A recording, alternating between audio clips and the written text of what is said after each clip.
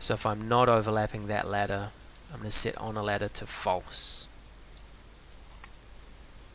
Now one final thing for us to bear in mind as we're going through our list, let's say we're checking ladder 1 and we're checking, am I overlapping that? What if I am overlapping it?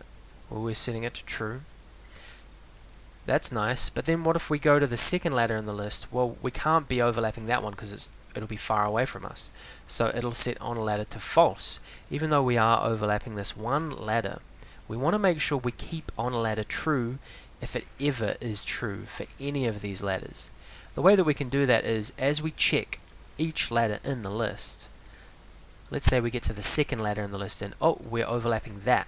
Well, we'll say, hey, for loop, for each item loop, don't bother checking the rest of the ladders because we don't want to set it to false.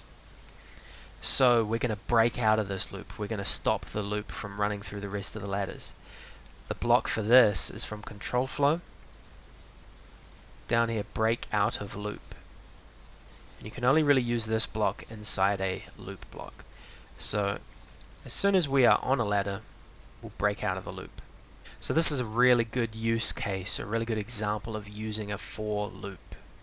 Now before we go and make the ladder climbing part of this work, we want to make sure that our checking part works, checking if we're on a ladder. So let's go and do something real quick. We will change, what could we change? Let's change the alpha, the opacity, the transparency of the ladder. We'll just temporarily do this. So if we're overlapping a ladder, let's set it to 0.5 alpha. Else we'll set the alpha to 1. Now we don't want to be doing that on myself, so we'll do it for instance ladder. Set the alpha of instance ladder.